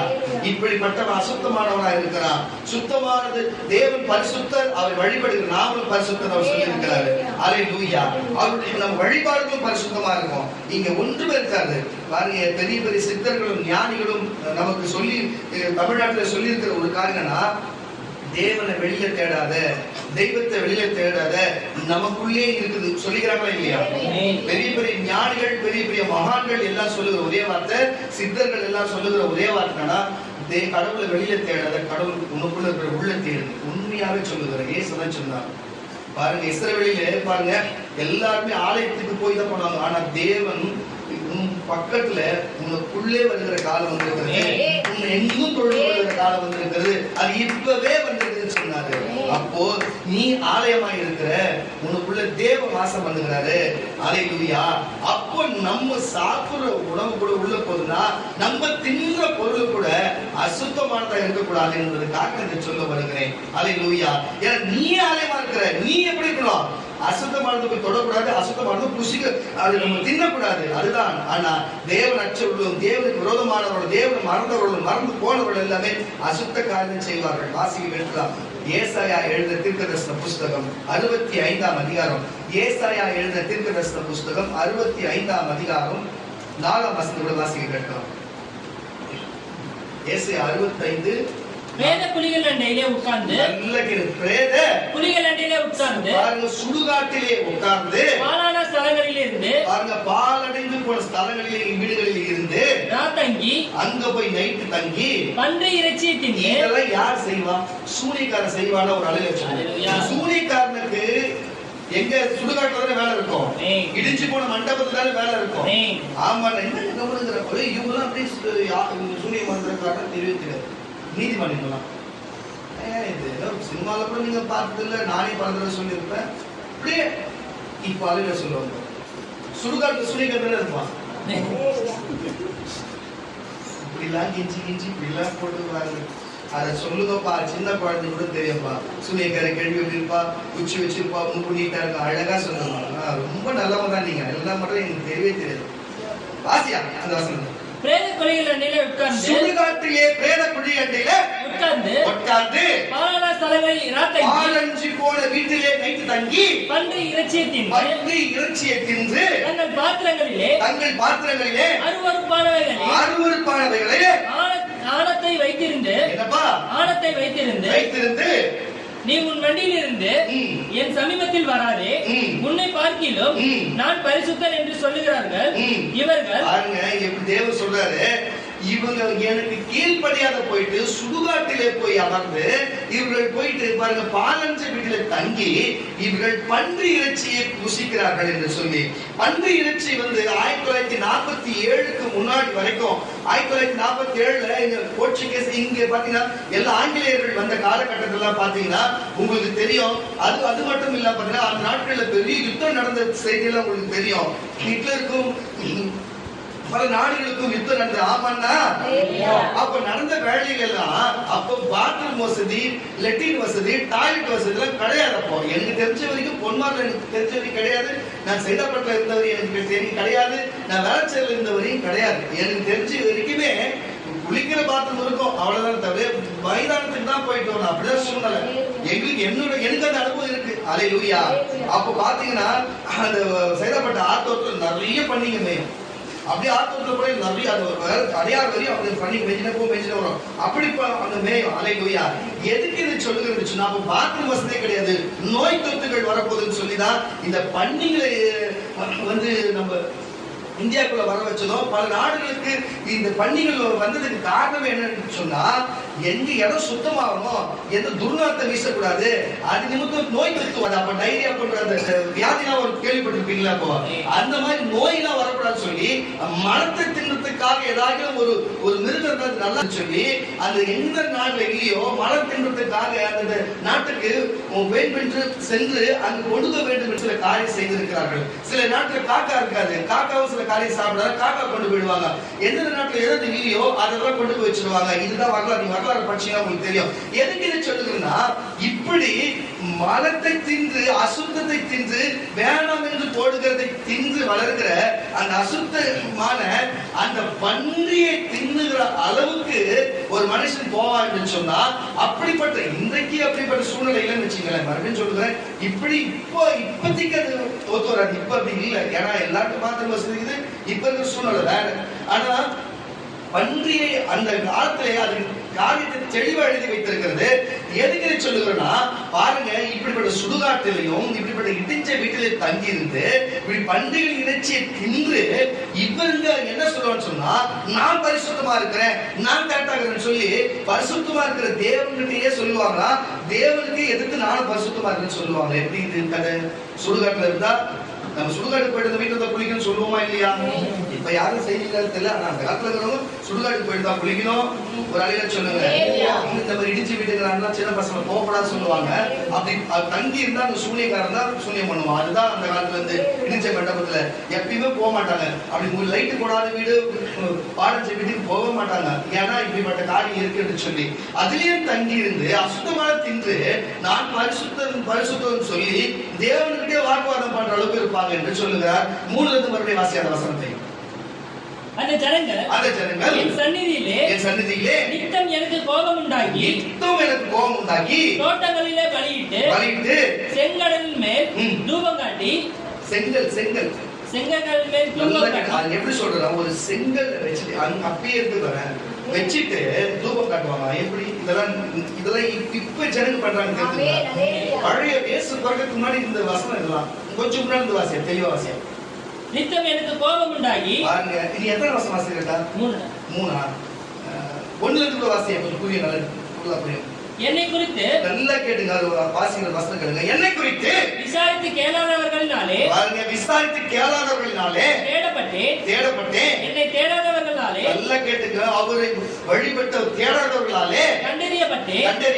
என்னுடைய நாமம் விளங்காது இருக்க ஜாதியை நோக்கி இதோ இங்கே இருக்கிறேன் என்றே நல்மனதான வழியிலே தங்கள் நினைவுகளின்படி நடக்கிற முரட்டாட்டமான ஜனத்தண்டைக்கு, நல்லா கேட்டுங்க, முரட்டாட்டம் உள்ள ஜனத்தண்டைக்கு நான் முழுவதும் என் கையை நீட்டினேன். அந்த ஜனங்கள் என் சந்நிதியிலே நித்தம் எனக்கு கோபம் உண்டாக்கி, எப்பயுமே எனக்கு கோபம் உண்டாக்கி, தோட்டங்களிலே பலியிட்டு, பாருங்க என்னப்பா, தோட்டங்களிலே பலியிட்டு செங்கற்களின் மேல் தூபம் காட்டி, வேத குழிகளில் அண்டையிலே உட்கார்ந்து பாலான ஸ்தலங்களிலே ராத்தங்கி பன்றி இறைச்சியை தின்று தங்கள் பாத்திரத்திலே அருவருப்பானவைகளின் ஆழத்தை வைத்திருந்து நீ உன் மட்டில் இரு, என் சமீபத்தில் வராதே. நல்லா கேட்டுங்க, நீ உங்ககிட்டே இரு, என்கிட்ட வராத, பக்கத்துல வராத. உன்னை பார்க்கிலும் நான் பரிசுத்தர் என்று சொல்லுகிறார்கள். இது யாரை பார்த்து? தேவனை பார்த்து இந்த ஜனம் சொல்றாங்க, நான் பரிசுத்தர் என்று சொல்லி இவர்களின் கோபத்தினால் ஆகிய புகையையும் நாள் முழுவதும் எரிகிற அக்கினியுமா இருப்பார்கள். இதோ அது எனக்கு முன்பாக எழுதியிருக்கிறது. நான் மௌனமாயிராமல் சரி கட்டுவேன். உங்கள் அக்கிரமங்களுக்கு மலைகளிலே தூபம் காட்டி மேடைகளின் மேலே நித்த உங்களை பிதாக்களுடைய அக்கிரமங்களுக்கு தக்கதாக அவர்கள் மடியிலே சரி கட்டுவேன். போதும்பா. இதுல இருந்து என்ன சொல்ல வர்றாருன்னா, இப்படி செய்கிற தேவனுக்கு கோபத்தை மூட்டுகிற, கிறிஸ்துவுக்குள் இருந்து கோபத்தை மூட்டுகிற, பாருங்க, இது தேவன் பேர் தெரிஞ்சும் கோபம் மூட்டுகிற, இப்படி பொதுமக்களா இருந்து கோபம் மூட்டுகிற மக்களுக்கு இறுதியிலே எது தின்ன கொடுக்கலாம்? அவர்களே ஆல்ரெடி ஏற்கனவே அசுத்தமானதை தின்றாங்க. ஆனா இவர்களை மண்ணு தின்னக்கூடாது, இவர்களை பட்சிகள் தான் தின்ற வேணும், இவர்களை காட்டு மிருகங்கள் தான் தின்ன வேணும், இவர்களை சமுத்திரத்தில் இருக்கிற மீன்கள் தான் தின்ன வேணும். இப்படிப்பட்ட காரியம் செய்கிறது சரின்னா ஒரு அழிவற்றம். இப்படி தேவ விரோதமாய் நான் பரிசுத்தனாய் இருக்கிறேன். நாங்க நிறைய பேர் பாருங்க, இப்படி செய்யறவங்க வீட்டாண்ட, ஐயோ நல்லா கேட்டு, நல்லா புரிஞ்சுக்க, கோச்சு கூடாது, தப்பா எடுக்க கூடாது. இப்படி பண்றவங்க தான், சகோதரி உங்களுக்கு இன்னைக்கு உடம்பு சரியில்லையா, நீங்க வராதீங்க, ஒரு 3 நாளைக்கு வீட்டை வராதீங்க, இவ்வளவு பரிசுத்தம். ஆனா இது வரைக்கும் ஒரு கிறிஸ்தவனோ, ஒரு ஊழியக்காரனோ, ஒரு சபைக்குள்ளேயோ இத மாதிரி எப்பனா எதனா பேசுகிறது உண்டா? கேட்டுக்கிறீங்களா? இயேசுதான் பரிசுத்தர். மனுஷன் உண்டாக்குறது இயேசுதான். புரியுதா இல்லையா? எவன் எங்க அசுத்தமா இருக்கிறானோ, அசுத்தமான காரியம் செய்யறானோ, அவன் தான் நம்மள அசுத்தமா இருக்குன்னு சொல்லுவான். புரியுதா இல்லையா? யாரு பரிசுத்தரா இருக்கிறாரோ அவர் ஒரு நாள் நம்மளுக்கு, நம்ம அசுத்தமா இருந்தாலும் நம்ம கேட்கறது. புரியுதா இல்லையா? நீங்க கை தட்டி நம்ம வந்துக்கிறவங்க இங்க ஆம்பளைங்க, பொம்பளைங்களுக்கு எதுவுமே தெரியாது. நான் கை தட்ட வேலை சொல்ல கத்தக்கன்னு சொல்லுறாரு. ஏன் சொன்னா நான் சொல்றது புரியுதா இல்லையா? அப்படியே நாங்க சுத்தமா இருக்கிறோம், நாங்க வீட்டை கழுவி வச்சுக்கிறோம், நாங்க அப்படி பண்ணி வச்சுக்கிறோம், இப்படி பண்ணி வச்சுக்கிறோம், இப்படி போற அப்படி போக கூடாது. நீயே அசுத்தமானதா, உனக்குள்ளே அசுத்தம் இருக்குது, நீ தின்னத்தே அசுத்தம் தான். ஆனா நமக்குள்ள இருக்கிற தேவன் பரிசுத்தர். ஒரு நாள் அசுத்தம் சொல்றது கிடையாது. சபைக்கு வரக்கூடாது சொல்லி இருக்கிறாரா? ஒரு ஊழியக்கார வீட்டுக்கு வரக்கூடாது சொல்லி, ஒரு ஊழியக்காரருக்கு இந்த காலத்தை ஜெபித்து கொடுக்க கூடாதுன்னு சொல்லி இருக்கிறாரா? அப்படி எல்லாம் இல்ல, இது வரைக்கும் கிடையாது, எங்களுக்கு அப்படி தெரியாது. அல்லேலூயா. அப்போ அசுத்தமா இருக்கிறவன் தான் பரிசுத்தமா இருக்கிறவனை பார்த்து அசுத்தம் சொல்லுவான். அவன் அசுத்தமா இருக்கிறவன் தான் பரிசுத்தமா இருக்கிற தேவனை பார்த்து அசுத்தம் சொன்னான். புரியுதா? தேவனே சொன்னான். அப்ப உன்னை சொல்ல மாட்டானா? இவன மாதிரி ஆளு, இப்படிப்பட்ட ஆட்களுக்கு தான் மீன்கள் தின்னும், பறவைகள் தின்னும், இவர்களைத்தான் மிருகங்கள் தின்னும். அல்லேலூயா. இப்படிதான் தின்னும். ஆனா நீயும் நானும், அல்லேலூயா, இந்த உலகத்திலே எந்த மனுஷனும் மனுஷன் புசிக்க கூடாத காரியத்தை பூமியிலும் திங்கிறது நம்ம தின்னுவோம். பரலோகத்தில் தேவன் வைத்திருக்கிற ஜீவ விருட்சத்தின் கனியை தின்ன போகிறோம். பாருங்க, தேவதூதர் உண்ணுகிற மன்னாவை நம்ம தின்ன போகிறோம். இந்த பூமியில விலை உயர்ந்த பொருள்களை, பதார்த்தங்களை நம்ம தின்னுவோம். ஏன்? அவருடைய சரீரம் வந்திருக்கிறது. கொஞ்ச நேரத்தில் அப்படி தின்ன போகிறோம். அல்லேலூயா. எந்த மனுஷனுக்கும் கிடைக்காத ஸ்லாக்கியத்தை தேவன் உனக்கும் எனக்கு வைத்திருக்கிறார். ஏன்? நீ பரிசுத்தர் என்று சொல்றதாலயா? அவர் பரிசுத்தரா இருக்கிறதுனால, நீ அவர் வாக்கியம் வசனத்தின் நம்பர்னால, இன்னைக்கு கேட்டு இந்த வெயில் அடவிய உட்கார்ந்து இருக்கிறதுனால, நீ காத்து இருக்கிறதுனால, இன்னைக்கு நீ தேவனுக்கு மன்னிப்பு கேட்டு கீழ்படிச்சிருக்கிறதுனால உனக்கு தின்ன கொடுப்பாரு. அவர்களுக்கோ அவர்கள் சரித்து தின்ன கொடுப்பாரு. ஆனா உனக்கோ அவர் சரித்த உனக்கு தின்ன கொடுப்பாரு. இதுதான் வித்தியாசம். அல்லேலூயா. இதுதான் வித்தியாசமே. தேவன் இப்படிப்பட்ட தேவனா இருக்கிறார். நமக்காக கர்த்தர் தம்மையே கொடுக்கிற தேவனா இருக்கிறார். வாசிக்க கேட்ட உபாகத்தின் புஸ்தகம் 32ஆம் அதிகாரம், உபாகத்தின் புஸ்தகம் 32ஆம் அதிகாரம் 37ஆம் வசனம் முடிச்சலாம்பா. 32ஆம் அதிகாரம் 37ஆம் வசனம் சீக்கிரம்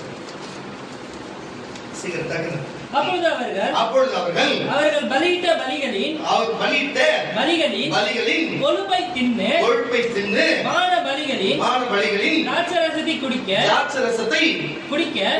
அவர்களுடைய தெய்வங்களும் அவர்கள் நம்பின. நல்லா கேட்டுங்க, இப்படிப்பட்ட பலிகளை செலுத்தி இப்படிப்பட்ட காரியங்களை செலுத்துகிற அந்த தெய்வங்கள் என்று சொல்லப்படுற காரியங்கள் என்ன செய்யுமா?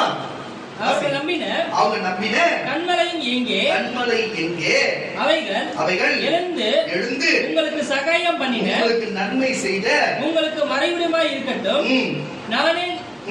நானே அவர், என்னோடு வேற தேவன் இல்லை என்பதை இப்பொழுது பாருங்கள், நான் கொல்லுகிறேன். பாருங்க, அவர் சொல்ல வரதுனா தேவன் யாருன்னே தெரியாது, தேவனுக்கு பலி செலுத்த மட்டும் தெரியுது. ஆனா போய் செய்யறாங்க. ஆனா என்ன செய்யறது? நான் கண்மலை தெரிந்து, ஆனா கண்மலை தேட மாட்டாங்க. ஆனா கண்மலை மேல போறாங்க. உங்களுக்கு புரியுதா? கண்மலை மேல போய் இந்த காரியத்தை செய்யறாங்க. தவிர கண்மலை என்பது ஒரு பேர் தான். அவர் இயேசு என்று தெரியல அவங்களுக்கு. அடைக்கலம், அல்லேலூயா. அவரே கண்மலையாகி கிறிஸ்து புரியல ஜனங்களுக்கு. அதான் அவர் சொல்றாரு. என்ன சொல்றாரு வாசி? அப்பொழுது அவர் அவர்கள் பலியிட்ட பலிகளின் கொழுப்பை தின்று மான பலிகளின் திராட்சரசத்தை குடிக்க அவர்களுடைய தெய்வங்களும் அவர்கள் நம்பின கன்மலையும் எங்கே அவைகள் எழுந்து உங்களுக்கு சகாயம் பண்ணின, நல்லது செய்த, உங்களுக்கு மறுபடியுமாய் இருக்கட்டும். நானே அவர், நான் தான் அவரே, என்னோடு வேற தேவன் இல்லை என்பதை இப்பொழுது பாருங்க. நான் கொல்லுகிறேன், நானே கொல்றேன், நான் உயிர்ப்பிக்கிறேன். புரியுதா? சுனாமி பத்தி சொன்னோம்னா சில பேர் மன கஷ்டம் இருக்கலாம். நான் இத பேசல, வேற என்ன சொல்றது? நான் உயிர்க்கிறேன், நானே மறுபடியும் நித்திய ஜீவனை கொடுத்து உயிர்ப்பிக்கிறேன், நான் காயப்படுத்துகிறேன், நானே வந்து ஒருத்தர் கீழ்ப்படியலாம் காயப்படுத்துகிறேன், நான் சொஸ்தப்படுத்துகிறேன், நானே அவனுக்கு திரும்பினாலும் அவனுக்கு சுகத்தை கொடுக்கிறேன். என் கைக்கு தப்புவார் இல்லை, என் கைக்கு தப்பும் ஒருத்தர் இல்ல. நான் என் கரத்தை வானத்துக்கு நேராக உயர்த்தி, என்னப்பா வானத்துக்கு நேராக உயர்த்தி, நான் என்றென்றைக்கும் ஜீவித்திருக்கிறவன் என்று, நான் உயிர் உள்ளவன் என்று என்கிறேன். மின்னும் என் பட்டயத்தை போதும்பா ஒரு அலையா சொல்லுவோமாக. இப்படிப்பட்ட வல்லமுள்ள தெய்வத்தின் கரத்திலிருந்து ஒருவன் கிரியை செய்யாது எப்படி வெளியே போக முடியும்? தேவன் நினைச்சா என்ன யாரோட கொள்ள முடியும், யாரோட உயிர்ப்பிக்க, யாரோட அடிபட வைக்க முடியும், யாரோட புண்ணாக்க முடியும், என்ன வேணாலும் செய்ய முடியும். ஆனா நீ செய்கிறது தேவனுக்கு செய்தியா? நீ செய்கிற பலிகள் தேவனுக்கு போகிறதா? நீ செய்கிற பிரார்த்தனை தேவனுக்கு போகிறதா? நீ கீழ்ப்படுகிற காரியங்கள் தேவனுக்கு தான் போகிறதா என்பதை தயவு செய்து புரிந்து சட்டத்திட்டத்தோடு மனுஷர்கள் வாய்மொழியா எத்தனை வார்த்தைகளும் பேசலாம். நான் கூட எனக்கு தெரிஞ்ச எத்தனையோ வார்த்தைகள் சந்தர்ப்பத்துக்கு ஏற்றபடி பேசலாம். அதெல்லாம் வந்து சரிபட்டு வராது. வேதம் சொல்லுகிறது எல்லா உலகத்துல எல்லா மனுஷனுக்கும் மத்தேயு, மார்க்கு, யோவான், லூக்கா இந்த 4 சுவிசேஷ புஸ்தகம் சொல்லப்பட்ட வார்த்தைகள் இயேசு பேச எல்லாருக்கும் ஒண்ணுதான். அதை கேட்டு நடங்க. அதுதான் தேவன் விருப்பப்படுகிறார். தயவு செய்து சொல்லுகிறேன், அதன்படி நடங்க, புரிந்து கொள்ளுங்க, புரிந்து கொண்டு தெளிவடையுங்களுக்கு தேவன் விரும்புகிறார். அல்லேலூயா. வாசிக்க கேட்கலாம். 2 ராஜாக்களின் புஸ்தகம். நன்றி ஆவியானவரே. 2 ராஜாக்களின் புஸ்தகம். நன்றி 9ஆம் அதிகாரம் 10ஆம் வசனம். 2 ராஜாக்கள் 9:10 முடிச்சலாம். 2 ராஜாக்கள் 9:10.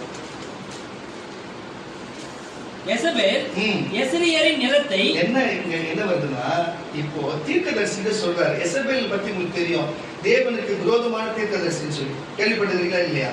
அப்போ அப்படி தேவனுக்கு விரோதமா குறி சொல்லியோ, தேவனுடைய மனுஷனுக்கு விரோதமா சூனியம் பண்ணி எந்த சூனியக்காரனோ மந்திரக்காரனோ என்ன குறி சொல்றது? யார் மனுஷங்களுக்கு தேவனுடைய பிள்ளைகளுக்கும் அப்ப ஊழியக்காரர்களுக்கும் எத்தனை விரோதமான காரியங்கள் செய்து வந்தாலும் சரி, நானும் பார்த்து கொண்டிருக்கிறேன்.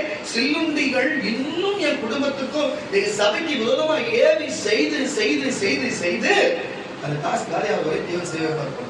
ஆனால் ஒரு நாளும் எங்களுக்கு அந்த கிரியை செய்யாதபடிக்கு அது செய்ய அது வருகிறது மட்டும் காண்பித்து கர்த்தர் வைக்கிற மொத்த காசு காலி ஆகி அந்த சூனியக்காரன் செத்து அது செய்ய சொன்ன குடும்பத்துல ஒரு உயிர் பலி ஆட்சியில் அப்ப அந்த பிள்ளையை செல்லும்போது அவர் பிள்ளை சாவும் என்று கர்த்தர் சொல்லுகிறார். நீங்கள் பார்ப்பீங்க, நம்ம பார்ப்பீங்க, நீங்க பார்க்க அவர் பிள்ளை சாவும்.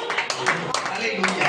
இதுதான் காரியம். ஏன்னா அப்பேற்பட்ட எசபேலா இருந்தாலுமே அவர் சொல்ல, இஸ்ரவேலிலே குழியில போட்டு பதவி கூடாது, இஸ்ரவேலிலே போட்டு விடுங்க, நாய்கள் தின்னுமா. என்னப்பா நாய்கள்? இவ்வளவு நேரமா மிருகம் அது இதுன்னு சொல்லி பார்த்தோம்.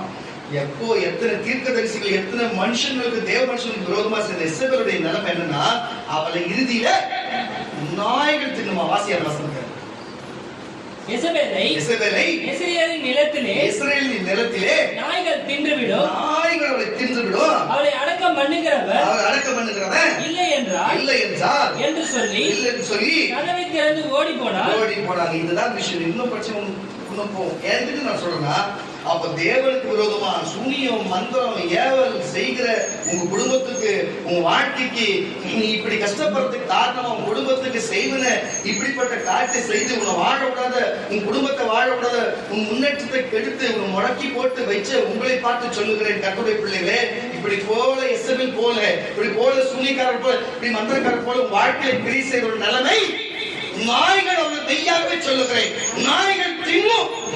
நாய்கள் செத்து சடலமாய் கிடப்பார்கள். அந்த வீட்டில் நாய்கள் தின்னும் அவர்களை. யாரா இருக்கட்டும், தேவனுடைய பிள்ளைகளுக்கும் புத்திரர்களுக்கும் விரோதமாக எழுப்பினார் தேவன். அவர் மாம்சத்தை அவர்கள் தின்ன கொடுப்பார், அவர் பிள்ளைகளின் மாம்சத்தை அவர்கள் தின்ன கொடுப்பார் என்று வேதம் சொல்கிறது. அப்பேற்பட்ட தேவன் அவர். அல்லேலூயா. இன்றைக்கு குடும்பத்துக்கும் செய்தவர்கள் இன்றைக்கு அவர்களுடைய சரீரம் படுகிற பாடை பார்த்துக் கொண்டது. இறுதியிலே அவள் முடிவு பரிதாபம், அவருடைய மரணம் எல்லாத்துக்கும் ஒரு பெரிய பாடத்தை கற்பிக்கும். உன் குடும்பத்துக்கும் பிள்ளைக்கும் செய்து விரோதமாக எழுப்பினவர்களுடைய நிலை கர்த்தர் அந்த ஆதரவு போல எடுத்தார். இனி அவர் ஒன்றுமில்லாமல் கோதுமை மாறி ஒன்றுமில்லாத அவர் சாகத்தை பார்ப்பார். இனி அவருக்கு சின்ன கொடுப்பதில்லை, தண்ணீர் கொடுப்பதில்லை. ஏன்னா அவர் இயேசுவின் சரீரத்தையும் ரத்தத்தையும் தின்னுவதும் இல்லை, அதை குடிப்பதும் இல்லை. அதாகவே அவர் மரிப்பது உறுதி என்பதை உங்களுக்கு எச்சரித்து சொல்லுங்கள். அல்லேலூயா. இப்படிப்பட்ட காரியம் இருக்கிறது யார்? கர்த்தருடைய பிள்ளைகளே, தயவு விரோதமாக இருக்கும் நிலை இதுதான். நீங்கள் உங்களுக்கு கொடுமை, எனக்கு எல்லாம் இருக்குதுன்னு சொல்லி மற்றவங்களுக்கு போய் கொடுமை செய்தாலும் நிலை இதுதான். அப்ப எதுல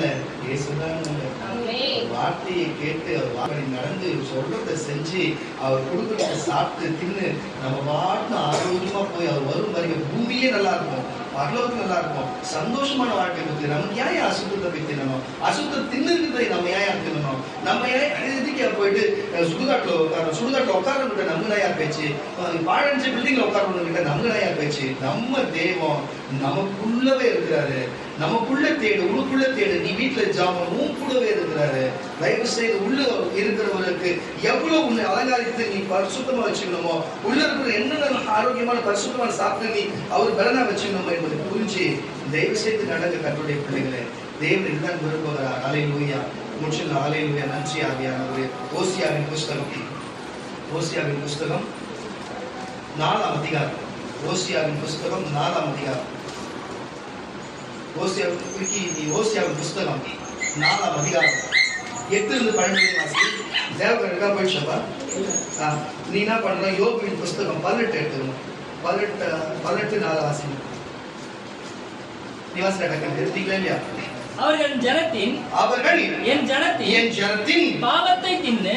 இதுதான் விஷயம். இப்ப நம்ம சொன்ன புரிஞ்சுதா இல்லையா? உன் குடும்பத்துக்கு விரோதமா உன்னை வாழ விடாத, உன்னை அழிச்சு உன் மன கஷ்டப்படுத்தி உன் தாயும் தகப்பன் இன்னைக்கு இந்த நிலைமை இருக்கிறாங்களா, நீ இந்த நிலைமை இருக்கிறனா, நீ இவ்வளவு கஷ்டப்படுறா, உனக்கு இவ்வளவு வேதனை பண்ணிருந்தா, கட்டாயம் உனக்கு விரோதமா செய்தவர்களும் உண்டு, செய்ய சொன்னவர்கள் ஆமான்னு ஒரு அழக சொல்ல, மந்திரமாவும் சூழ்ச்சியா செய்து உண்டுன்னு ஒரு அழக சொல்ல.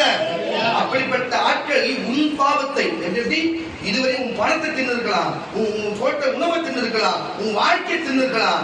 ஆனா இன்னைக்கு இயேசு சொல்லுகிறார் அவங்களுக்கு, நீ செஞ்ச பாவத்தை அவங்க செஞ்ச பாவத்தை சேர்த்து பாவத்தை தின்னாலாம். பாவத்தை தின்னா என்ன நடக்கும்? வெறும் நன்மை தீமையான விஷயத்தை தின்னாலே உங்களுக்கு பாவம் வந்தது. பாவத்தை தின்னா சாந்தான் வரும் அவங்களுக்கு. வாசியார் வசனத்தை அவர்கள் என் ஜனத்தின் பாவத்தை உங்களுக்கு சொல்ற என் ஜனத்துடைய பாவத்தை அவர்கள் தின்னுவார்கள். அவருடைய அக்கிரமத்தின் பேரில் பசிதாகமா இருக்கிறார்கள். அக்கிரமத்தின் பேர்லயே பசிதாகமா இருக்காங்க. ஆதலால் ஜனங்களுக்கு எப்படியோ ஆசாரியனுக்கு அப்படியே அவர்கள் வழிகளின்படி சூனிய வைக்க சொன்னவனுக்கும் சரி, சூனியத்தை கேட்கிற சூனிய வச்சவனுக்கும் சரி, விசாரிச்சுக்கும் சரி, நான் அவர்களை விசாரித்து அவர்களின் கிரியையின்படி அவங்க செயலின்படி அவர்களுக்கு பலனளிப்பேன். அவர்கள் கர்த்தரை மதியாமல் இருக்கிறபடியால், கர்த்தரை மதியாமல் கீழ்ப்படியாமல் இருக்கிறபடினாலே அவர்கள் தின்றாலும் அவர்கள் என்னத்தான் சாப்பாடு சாப்பிட்டாலும் தின்னாலும் திருப்தி அடையாது இருப்பார்கள். நல்லா கேட்டுங்க. அவங்க கல்யாணம் பண்ணி 4-5 பிள்ளைங்க 4-5 பொண்டாட்டி கல்யாணம் பண்ணாலும் பிள்ளைய பிறக்காது. அவங்க ஆளுங்களுக்கு அவர்கள் ஏசித்தனம் பண்ணினாலும் பழுகாது இருப்பார்கள். என்னப்பா பழுகி பெருக மாட்டாங்க. புரியுதா அர்த்தம் உங்களுக்கு? என்னதான் திருமணம் செய்ய, எத்தனை மனைவி திருமணம் செய்ய பிள்ளைய பிறக்காது. புத்திர பாக்கியமே இருக்காங்க. சொல்லுகிற வார்த்தை வேசித்தனமும் ராட்சரசமும் மதுபானமும் இருதயத்தை மயக்கும். என் ஜனங்கள் கட்டையின் நிமித்தத்திலே ஆலோசனை கேட்கிறார்கள். கட்டை போய் ஆலோசனை கேட்கிறாங்க. அவர்களுடைய கோல் அவர்களுக்கு செய்தியை அறிவிக்கும் என்று வேசித்தன ஆவி அவர்களை வப்பி தெரிய பண்ணிட்டு அவர் தங்கள் தேவனுக்கு படியாக சொல்றேன். இப்பட்ட செய்து தேவனை விட்டு விலகினார்கள். சோரவரை போனார்கள். அவர்கள் பலியிட்டு போய் பலியிட்டு மேடுகளிலே சர்வாங்க மரங்களில் கீழும் புன்னை மரங்களின் கீழும் அரச மரங்களின் கீழும் அவைகளின் நல்லதென்று தூபம் காட்டுகிறார்கள். புரியுதா உங்களுக்கு? ஆனால் இது எல்லாமே அசுத்தத்தை குறிக்கிறது. இது எல்லாம் தின்கிறது எல்லாம் பாவத்தை குறிக்கிறது. இதெல்லாம் பாவத்தை அவர்கள் தின்பார்கள், இறுதியிலே மரணம் அடைவார்கள். இவர்கள் எல்லாத்தையும் இந்த தூபம் காட்டினாங்க, ஆர்வம் செஞ்சாங்க, தின்றாங்க. நீ இப்ப பசியில இருக்கிற வழியில சொல்ல, நியாயமா பேசுறேன்.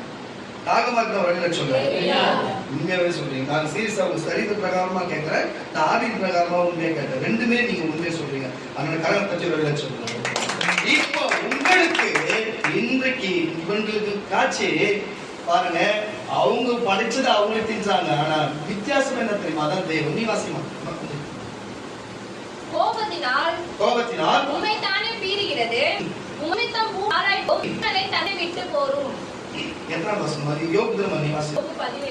18 3 வாசி. தன் மிருகங்களைப் போல், நல்லா கேட்டுங்க, மிருகங்களைப் போல் எண்ணப்பட்டு உங்கள் பார்வைக்கு தீமையாக இருப்பேனே. சரி, அது வசனம் மிஸ் ஆயிடுச்சு. சரி, பரவாயில்ல. அவன் எத்தனை வசனம் அது? 12 வாசி. அவன் பலனை பட்டினி தின்று போடும். கரெக்ட்டா வாசி. அவன் பலனை அவனுடைய பலனை பட்டினி தின்னுமா? புரியுதா இல்லையா உங்களுக்கு? ஒருத்தன் கடவுளுக்கு கீழ்ப்படியலன்னா அவனுக்கு என்னென்ன சம்பவிக்கின்றது இவ்வளவு வசமான வாசனை வர முடியும். வேற ஒண்ணும் இல்ல. இது நடக்குதுன்னா வார்த்தை கேட்கல, கேட்டா என்ன நடக்கும் போது கேட்காதவங்க இவ்வளவு கதைக்கு வந்தேன், கேட்டா நடக்கிறது காட்டப்படும் லைவா. அதான் சொல்ல வரும். மரண வாசியா. அவன் பலனை அவனுடைய சக்தி பலனை பட்டினி தின்று போடும். அவன் பக்கத்திலே 7 ஆயத்தப்பட்டு இருக்கும். அது அவன் அங்கீகாரத்தின் பலத்தை பட்சிக்கும். பயங்கரமான மரணமே அவன் அங்குகளை பட்சிக்கும். இதுக்கு முன்னாடி வசனம் வாசிச்சீங்கன்னா கீழ்ப்படியாதவர்களுக்கு என்ன சம்பவிக்கும் என்று இருக்கும். அல்லேலூயா. நான் சொல்லுகிற கர்த்தருடைய பிள்ளைகளே, இதெல்லாம் தேவனுடைய வார்த்தை வசனத்தை கீழ்ப்படியாது போனவங்க எதை தின்றார்கள், எங்க தங்குவார்கள், எதை வழிபடுவார்கள், எது இறுதியிலே அவங்க பாவம் செய்து எது அவர்களை தின்னும், மரணம் அவர்களை தின்னும், பாவத்தை அவர்கள் தின்னுவார்கள், மரணம் அவர்களை தின்று போடும். இவர்கள் அசுத்த மிருகத்தை தின்னுவார்கள். இறுதியிலே அவர்களுடைய சரீரத்தை மச்சங்கள் தின்றும், பறவைகள் தின்னும், மிருகங்கள் தின்னும் என்று, நாய்கள் தின்னும், அசுத்தமான நாய் தின்னும் என்று இவ்வளவு காரியத்தை சொல்லுகிறேன். அல்லேலூயா. புரியுதா? இதெல்லாம் வார்த்தை வசனத்தை கேளாமல் மதியாமல் போய் தான் தேவன் என்று சொல்லுகிறவர்களிடத்துல போய் சேர்ந்து குட்டிச்செவராயி, சூனிய மனத்தில் போய் சேர்ந்து குட்டிச்செவராயி இறுதியிலே அவர்கள் பாவத்தை தின்று மரணம் அவர்களை தின்னும்படிக்கு தேவன் அவர்களை ஒப்புக் கொடுக்கிறார். ஆனால் நீங்கள் அப்படி அல்ல. பாவத்துக்கு எதிர் எது? பரிசுத்தம். புரியுதா? பாவத்துக்கு எதிர் என்ன? பரிசுத்தம். அவர்கள் பாவத்தை தின்பார்கள், நீங்களோ பரிசுத்தத்தை தின்றீர்கள். அவர்கள் அசுத்தத்தை தின்னுகிறதை தின்றார்கள். நீங்களோ வான தூதர்கள் உண்ணுகிற மன்னாவை உண்ணவரை இயேசு கிறிஸ்துவை தின்ன போவீர்கள். அல்லேலூயா, அல்லேலூயா. பாருங்க, நீங்கள் பாருங்க, இயேசு சொன்னார், என் சரீரத்தை என் மாம்சத்தை புசிக்கிறவனுக்கு நித்திய ஜீவன் உண்டாகும், அவனுக்கு ஜீவன் உண்டாகும், பலன் உண்டாகும், ஆரோக்கியம் உண்டாகும் என்று சொன்னார். அல்லேலூயா. இந்த பூமியிலே ரத்தம் பாருங்க, நம்ம எதை தின்ன வேண்டும் என்று தேவன் விரும்பி அவங்களுக்கு சொன்னாலும், ஆனால் இவ்வளவு நேரமா அவர் வார்த்தை கேளாது போனவங்களுக்கு என்னென்னலாம் அவங்களை தின்னும் என்பதை பார்த்தோம். பார்க்கிற வழியில சொல்லுங்க. இப்ப நான் உங்களுக்கு சொல்லுகிறேன், நீங்கள் பரிசுத்த வேணுமா அசுத்த வேணுமா, சுத்த வேணுமா அசுத்த வேணுமா, நீதி வேணுமா நியாயம் வேணுமா, அதுக்கு பாவம் வேணுமா பரிசுத்த வேணுமா, புண்ணியம் வேணுமா, நீங்களே முடிவு பண்ணி கொடுங்க. இயேசு அதை உங்களுக்கு கொடுக்க வல்லவராக இருக்கிறார். கொஞ்சம் நிவாசம் அந்த வசனம் 52 56 வாசம்.